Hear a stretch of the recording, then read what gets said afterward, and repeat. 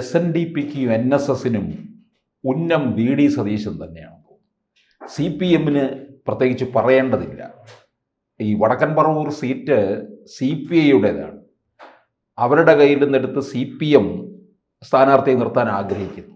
അതല്ല, CPI വിസമ്മതിക്കുകയാണെന്നുണ്ടെങ്കിൽ പൊതുസമ്മതനായിട്ടുള്ള ഒരാളെ കൊണ്ടുവരിക, എന്നിട്ട് VDയെ അവിടെ തളയ്ക്കുക എന്നുള്ളതാണ്. അതിന് പിന്നിൽ എന്താണ് നമ്മൾ കാണാൻ കഴിയുന്നത്? ഈ നരേന്ദ്രമോദിയുടെ തന്ത്രമാണ്. അതായത് മെയിൻ നേതാവിനെ പിടിച്ച് 8 വെള്ളം കുടിപ്പിക്കുക.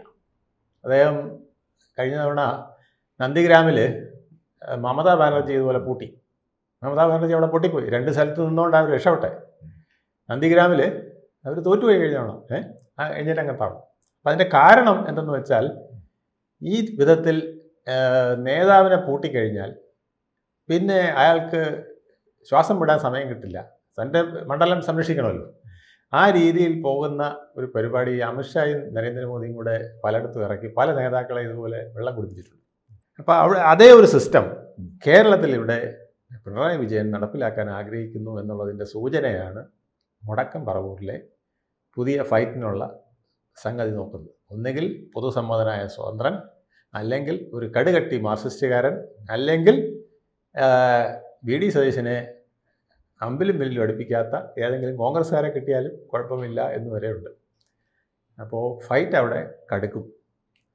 അങ്ങനെ ഫൈറ്റ് കടുപ്പിക്കുന്നതിൻ്റെ ഭാഗമായിട്ട് ഇദ്ദേഹത്തിന് എന്തെങ്കിലും ഒരു ഇമേജ് ഇപ്പോൾ കയറി നിൽപ്പുണ്ടെങ്കിൽ അതും ഒന്ന് ബ്രേക്ക് ചെയ്യണം എന്നുള്ളൊരു ആഗ്രഹം ഉണ്ടെന്ന് തോന്നുന്നു. എന്തായാലും വെള്ളാപ്പള്ളി നടേശനും സുകുമാരൻ നായരും ആ രീതിയിൽ തന്നെ നല്ല പ്രയോഗങ്ങളിപ്പം നടത്തിയും വരുന്നുണ്ട്. അതിൻ്റെ പ്രധാന കാരണം അദ്ദേഹത്തിനും കുഴപ്പമുണ്ട്. അദ്ദേഹം ഒരു മതവിഭാഗത്തിൻ്റെയോ അല്ലെങ്കിൽ സാമുദായിക സംഘടനയുടെയോ തിണ്ണ നിരങ്ങില്ല എന്ന് പറഞ്ഞിട്ട് അദ്ദേഹം സിനഡ് യോഗത്തിൽ പോയി ഈ കഴിഞ്ഞ ദിവസം. അത് അവരെടുത്ത് ചോദിക്കുന്നുണ്ട്. അതിപ്പോൾ രണ്ടുപേരും എടുത്ത് ചോദിക്കുന്നുണ്ട്. അപ്പം നിങ്ങൾക്ക് അവിടുത്തെ തിണ്ണ നിരങ്ങാം, ഇവിടുത്തെ തിണ്ണ നിരങ്ങാനാണോ പാട്? കണിച്ചിക്കുളങ്ങരയിൽ തിണ്ണയിൽ നിരങ്ങാനാണോ പാട്, അതോ പെരുന്നേലയാണോ? പെരുന്നേലാണെങ്കിൽ കഴിഞ്ഞ തവണ 1.5 മണിക്കൂർ ഇരുന്ന് നിരങ്ങിച്ച് പോയെന്നാണ് സുകുമാരൻ നായർ പറഞ്ഞത്. ഈ തിണ്ണയിൽ 1.5 മണിക്കൂറാണ് ഇരുന്ന് നിരങ്ങിയത്. ഈ കഴിഞ്ഞതെന്ന് അദ്ദേഹം ഉദ്ദേശിക്കുന്നത് ഇനി തദ്ദേശ ഭരണമാണോ എന്ന് കഴിഞ്ഞ അസംബ്ലി ആണോ എന്നറിയില്ല. എന്തായാലും അവിടെ 1.5 മണിക്കൂർ ഇരുന്ന് തിണ്ണ നിരങ്ങിയെന്ന് അദ്ദേഹം വ്യക്തമായിട്ട് പറഞ്ഞു. ഇതുപോലെ തന്നെ കണിച്ചിക്കുളങ്ങരയിലും പല പ്രാവശ്യം പോയിട്ടുണ്ടെന്നുള്ളത് പകൽ പോലെ സത്യമാണ്. പക്ഷേ ഇപ്പം അദ്ദേഹം അതിനൊന്നും കൂട്ടാക്കുന്നില്ല എന്നുള്ളതാണ് പുതിയ നയം. അതിന് അദ്ദേഹം പറയുന്ന രീതി എന്ന് പറയുന്നത് വർഗീയതയ്ക്ക് വിട്ടുവീഴ്ചയില്ല, വർഗീയതയുടെ തോളിലേറി ഞങ്ങൾ ഭരണം പിടിക്കാനൊന്നും ഉദ്ദേശിക്കുന്നില്ല. ഭരണം അല്ല നമ്മുടെ പ്രശ്നം, ഭരണം വേണം, പക്ഷേ ഭരണമല്ല നമ്മുടെ പ്രശ്നം, വർഗീയതയാണ്. അവിടെയാണ് സജി ചെറിയാൻ്റെ പുതിയ വർഗീയ കുന്തവും കുടച്ചക്രവും കൂടെ രംഗത്ത് വന്നിരിക്കുന്നത്. അത് കാണിക്കുന്നത് എന്താണെന്ന് വെച്ചാൽ, താങ്കൾ കൊണ്ട് നടക്കുന്ന ലീഗ് എങ്ങനെയാണെന്നുള്ളതിനെ പരോക്ഷമായി അദ്ദേഹം ഒന്ന് ചൂണ്ടിയതാണ്. ലീഗ് ഇപ്പോൾ വർഗീയതയെ ഞാൻ എതിർക്കുന്നു എന്ന് പറയുമ്പം ഇത് ലീഗിൻ്റെ തോളിലിരുന്നാണ് പറയുന്നതെന്നുള്ളത് VD സതീശൻ മറന്നു പോവുകയാണ്. അല്ലെങ്കിൽ VD സതീശൻ കേരളത്തിലെ ജനങ്ങളുടെ ബുദ്ധിയെ, അവരുടെ വിവേകത്തെ പരിശോധിക്കുകയാണ്.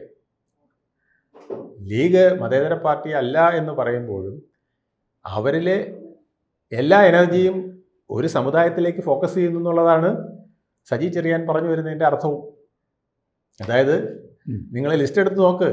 സത്യം പറഞ്ഞാൽ ലിസ്റ്റ് എടുത്ത് നോക്കിയപ്പോഴല്ലേ നമ്മളും ഞെട്ടിപ്പോകുന്നത്. 1957 മുതൽ, അല്ലെങ്കിൽ അതിന് മുമ്പെടുത്താലും ലീഗ് സ്ഥാനാർത്ഥി നിർത്തിയിരിക്കുന്ന സ്ഥാനാർത്ഥികളുടെ ലിസ്റ്റ് എടുത്ത് നോക്കിയാൽ അതിൽ ഏത് നാമധാരികളായി കാണാമെന്നുള്ളതാണ് അദ്ദേഹം ഭംഗ്യന്തരേണ പറഞ്ഞു വെച്ചത്. ആ ലിസ്റ്റ് എടുത്താൽ ആർക്കും ഇത് ബോധ്യമാവും. ഈ വടക്കൻ പറവൂർ എന്ന് പറയുന്നിടത്ത് ഈ ഈഴവ സമുദായത്തിനും നായർ സമുദായത്തിനും ഒരുപോലെ തന്നെ പ്രാതിനിധ്യമുണ്ട്. പിന്നെ VD സതീശൻ ആദ്യം മത്സരിക്കുമ്പോൾ തോറ്റുപോയി. പിന്നീട് ഇടതുകോട്ടയാണ് ആയിരുന്നു വടക്കൻ പറവൂർ. 2000 മുതൽ ഇങ്ങോട്ടുള്ള VD സതീശന്റെ ഒരു യുഗമാണ് അവിടെ ഉണ്ടായിട്ടുള്ളത്.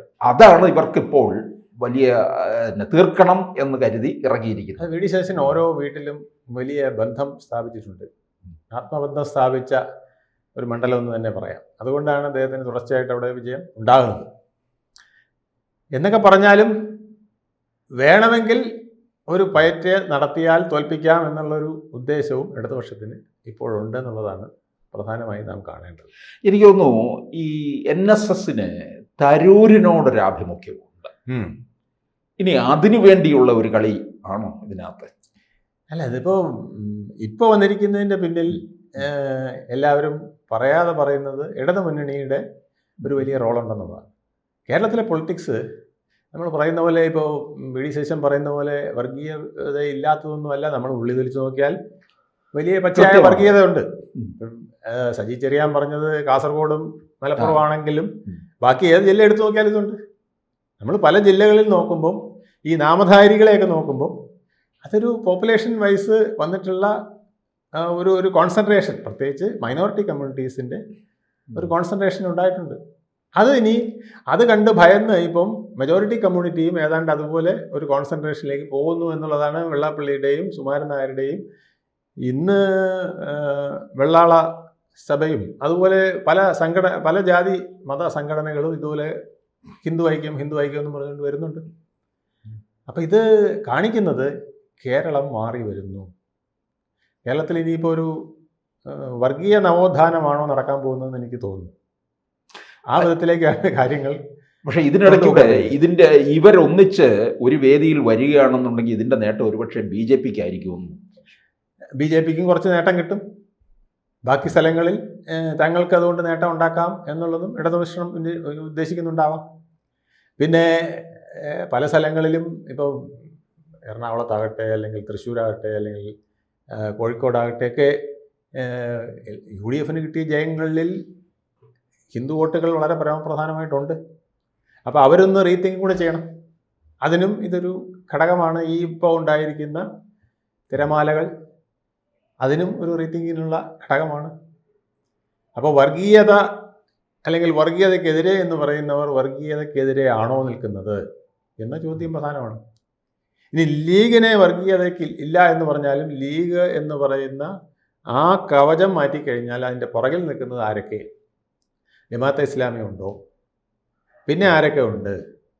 അപ്പോൾ അവരെ പൊളിച്ചെഴുതാൻ തയ്യാറുണ്ടോ? പിന്നെ RSSനെയും സംഘപരിവാർ സംഘടനകളെയും നിശിതമായി എല്ലാവരും വിമർശിക്കാറുണ്ട്. പക്ഷേ അതുപോലെ എന്താ SDP വിമർശിക്കാത്തത്? അതുപോലെ എന്താ പോപ്പുലർ ഫ്രണ്ടിനെ അല്ലെങ്കിൽ പിന്നെ മറ്റ് സംഘടനകളെ വിമർശിക്കാത്തത്? മറ്റ് മുസ്ലിം സംഘടനകളെ ഒന്നും വിമർശിക്കുന്നില്ല, PDP വിമർശിക്കുന്നില്ല, മറ്റൊന്നിനെയും വിമർശിക്കുന്നില്ല. അതെല്ലാം ജനാധിപത്യപരമാണ് എന്നുള്ളതാണ് പൊതുവിലൊരു കൺസെപ്റ്റ്. ഈ കൺസെപ്റ്റ് എങ്ങനെ വന്നു എന്നുള്ളതാണ് ഇപ്പോൾ പലരും ചോദിക്കുന്ന ചോദ്യം. ലീഗിന് വർഗീയതയില്ല, ലീഗിൻ്റെ പിന്നിൽ പ്രവർത്തിക്കുന്ന ജമാഅത്തെ ഇസ്ലാമിക്ക് വർഗീയതയില്ല. പിന്നെ അവരുടെ കൂടെ ആര് പോയാലും, PDP പോയാലും SDPI പോയാലും ആര് പോയാലും അവിടെ ചെല്ലുമ്പോൾ വർഗീയതയുടെ ഇല്ലായ്മ അവിടെ അനുഭവപ്പെടുന്നു. ഇതെന്താണ് പ്രത്യേകത? അവിടെ ചെല്ലുമ്പോൾ പനിനീര് തളിച്ചോ എങ്ങനെയെങ്കിലും ഇവരെ വർഗീയവാദികളല്ലാതെ മാറ്റുന്നു എന്നുള്ളതാണ് പ്രധാനം. വി.ഡി. സതീശൻ്റെ ഏറ്റവും പ്രധാന എതിർപ്പ് അൻവറിനെതിരെയായിരുന്നു. അൻവർ ഇത്തരത്തിലുള്ള സംഭാഷണക്കാരൻ്റെ ആളാണ് എന്നുള്ളതായിരുന്നു അദ്ദേഹത്തിന് വലിയ വിഷമമുണ്ടായിരുന്നു. അന്ന് നിലമ്പൂർ ഇലക്ഷനിൽ അദ്ദേഹം അടുപ്പിച്ചുമില്ല, പക്ഷേ ഇപ്പം കൂടെ ചേർക്കുകയും ചെയ്തു. അപ്പോൾ വർഗീയതയാണോ കോംപ്രമൈസ് ചെയ്യുന്നത്, അതോ പിന്നെ മറ്റ് അത്തരത്തിലുള്ള മുദ്രാവാക്യങ്ങൾ ഉയർത്തുന്നവരെയാണോ കോംപ്രമൈസ് ചെയ്യുന്നത്, സാധാരണയുള്ളവരെയാണോ കോംപ്രമൈസ് ചെയ്യുന്നത് എന്നുള്ളത് അദ്ദേഹത്തിൻ്റെ കൺഫ്യൂഷനിലായിരിക്കുന്നു എന്നുള്ളതാണ്. വർഗീയതയ്ക്ക് വിട്ടുവീഴ്ച ഇല്ല എന്ന് അദ്ദേഹം ആയിരം തവണ പറയുകയും അദ്ദേഹം നിൽക്കുന്ന തറ അത്തരത്തിലാണോ എന്ന് സുകുമാരൻ നായരും വെള്ളാപ്പള്ളിയും ചോദിച്ചുകൊണ്ടിരിക്കുകയും ചെയ്യുന്നു. ഈ ചോദ്യം ഭൂരിപക്ഷ വിഭാഗത്തിൻ്റെ ഉള്ളിലേക്ക് ഇപ്പം വളരെ നുഴഞ്ഞു കയറിയിരിക്കുകയാണ്. അപ്പോൾ അവരും ഓരോരുത്തരുടെയും സ്ഥാനാർത്ഥിയുടെ പേരും ലിസ്റ്റുമൊക്കെ നോക്കാൻ തുടങ്ങിയിരിക്കുന്നു എന്നുള്ളതാണ്. ഇവിടെ ഒരു വർഗീയ നവോത്ഥാനമാണ് നടക്കുന്നത്. ആ നവോത്ഥാനം എന്ന് പറഞ്ഞാൽ വർഗീയതയെ ഇല്ലാതാക്കാനുള്ള നവോത്ഥാനമല്ല, വർഗീയതയെ അങ്ങനെ ഒരു പൂമരം പോലെ വളർത്തി ഈ വരുന്ന ഇലക്ഷനിൽ ഒരു വർഗീയ കാവടി കേരളം ഒട്ടുക്ക് നടത്താനുള്ള ശ്രമമാണ് എന്നുള്ളതാണ് നമ്മൾ കാണേണ്ടത്. ഇതിൽ ജനം ബുദ്ധിപൂർവ്വം വോട്ട് ചെയ്താൽ അവർക്ക് ഏതാണ് വർഗീയത അല്ലാത്തതെന്നുള്ളത് തിരിച്ചറിയാം. കൂടുതൽ വാർത്തകളും വിശേഷങ്ങളും നിങ്ങളിലേക്ക് എത്താൻ ABC മലയാളം സബ്സ്ക്രൈബ് ചെയ്യുക, ബെൽ ബട്ടണും അമർത്തുക.